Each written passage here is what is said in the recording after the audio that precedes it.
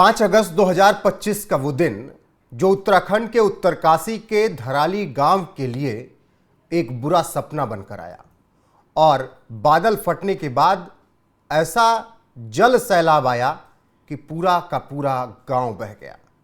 कई लोगों की उसमें जान चली गई, कई लापता हो गए। इसके बाद सरकार ने तत्काल प्रभाव से राहत बचाव कार्य शुरू किया।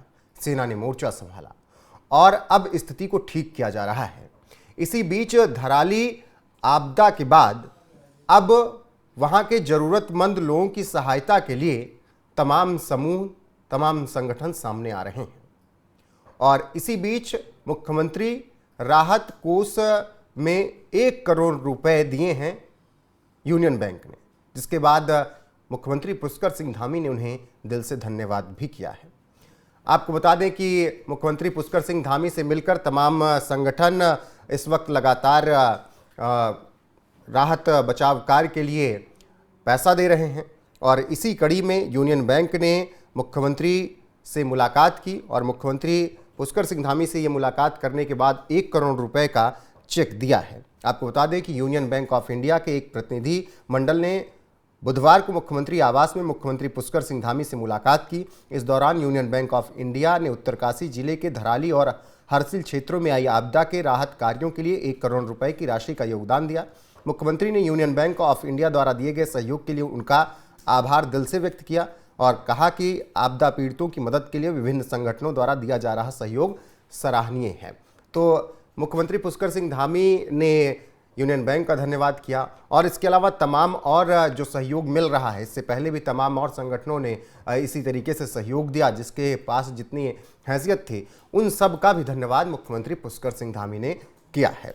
वहीं अब आपको एक बार बता देते हैं कि धराली में अब क्या कुछ है, कैसी स्थिति है और क्या कुछ हुआ था 5 अगस्त को। 5 अगस्त को खीरगंगा नदी में अचानक भीषण बाढ़ आई और भूस्खलन के कारण हुई इस आपदा ने धराली गांव में भारी तबाही मचा दी, जिसमें कई घर, होटल और होम स्टे नष्ट हो गए। उत्तराखंड सरकार ने इसके बाद लगातार काम किया, राहत बचाव कार्य किया, लोगों को वहां से बचाकर निकाला गया, सैकड़ों लोगों की जान बचाई गई और सबका रेस्क्यू कराया गया। कई लोगों की लापता होने की खबरें आई, जिसमें से कई बाहर के नागरिक थे, कुछ सैनिकों की भी लापता होने की खबरें आई। कम से कम 6 लोगों की मौत की भी खबर आई, लेकिन सैकड़ों लोगों को बचाया भी गया और एनडीआरएफ, एसडीआरएफ, आईटीबीपी की टीमें युद्ध स्तर पर बचाव कार्य में लगातार जुटी रही आपदा के बाद और अब तक 566 से 1300 लगभग लोगों को सुरक्षित वहां से निकाला गया। जो पहला आंकड़ा आया था कि 200 लोगों को सुरक्षित निकाला गया, फिर 566, 600 लोगों को सुरक्षित का आंकड़ा आया और अब 1500 से ज़्यादा लोगों को सुरक्षित निकाला गया, ऐसे आंकड़े आए हैं। हेलीकॉप्टरों से खाद्य और राहत सामग्री लगातार पहुंचाई गई और अभी भी राहत बचाव कार्य चल रहा है। शासन द्वारा गठित विशेषज्ञों की एक टीम, जिसमें भूवैज्ञानिक और आपदा प्रबंधन विशेषज्ञ शामिल हैं, ने धराली में नुकसान और इसके कारणों की जांच भी शुरू कर दी। गंगोत्री राष्ट्रीय राजमार्ग पर लिमचागाड़ में बेली ब्रिज का निर्माण और सड़क संपर्क बहाल करने का कार्य तेजी से शुरू कर दिया गया है। मुख्यमंत्री पुष्कर सिंह धामी की निगरानी में मुख्यमंत्री पुष्कर सिंह धामी ने प्रभावित परिवारों को 5-5 लाख रुपए सहायता देने की घोषणा की थी।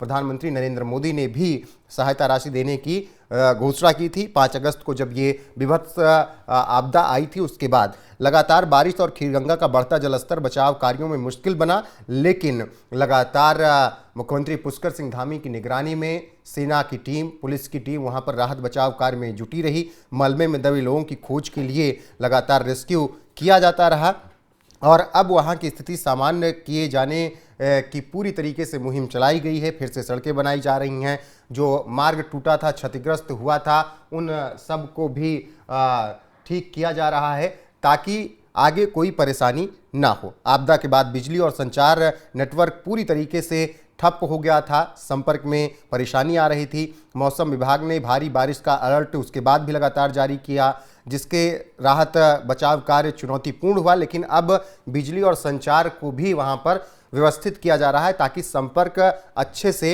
हो सके। वहीं मुख्यमंत्री पुष्कर सिंह धामी ने राहत कार्यों की निगरानी के लिए उत्तरकाशी में प्रवास भी किया।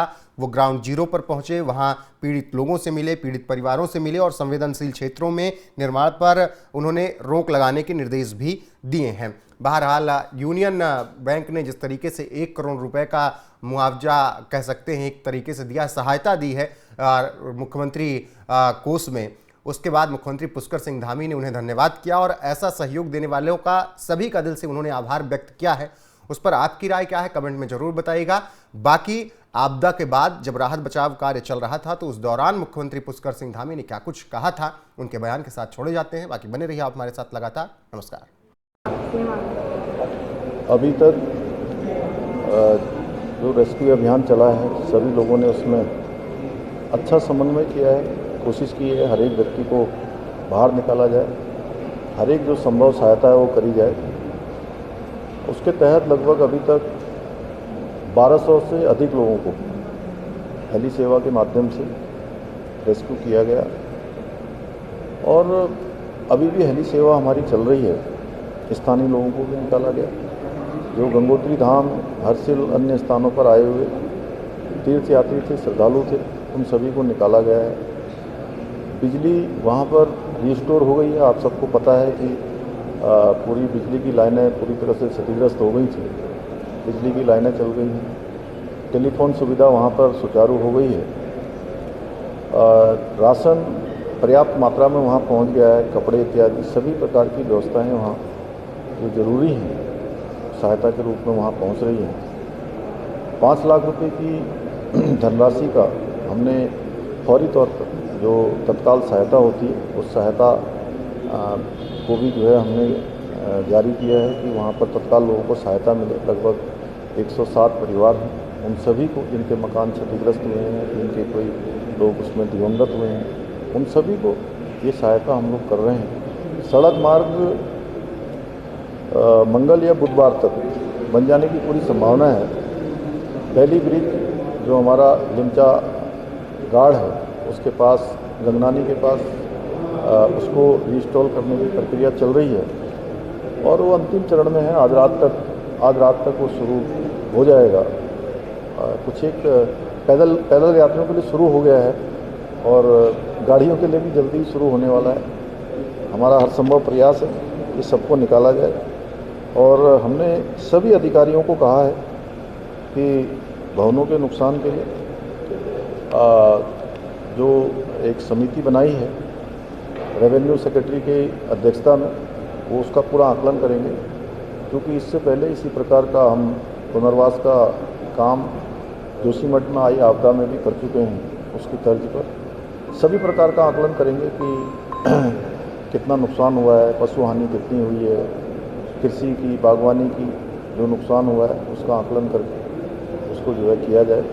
और हमारा हर संभव प्रयास है कि हर एक आपदा पीड़ित को पर्याप्त सहायता मिलनी चाहिए, हर प्रकार से उनकी सहायता होनी चाहिए। उसमें किसी प्रकार का भी कोई भी जो है ढीलावाली नहीं होनी चाहिए। सारा आकलन करके उसको जल्दी से जल्दी करना है। और ये समिति जो बनाई है वो 1-2 दिनों में धराली क्षेत्र का भ्रमण करेगी, जल्दी से जल्दी समिति जाएगी, अन्य आकलन भी करेगी और इस प्रकार की जो आपदाएँ जो हमको प्रत्येक वर्ष किसी न किसी रूप में इनका सामना करना पड़ता है, इनका आकलन करने के लिए कुछ हमारे महत्वपूर्ण जो संस्थान हैं जो इस क्षेत्र में धारण क्षमता से लेकर पर्यावरण के क्षेत्र में आकलन करते हैं, उन सभी से बात की जा रही है।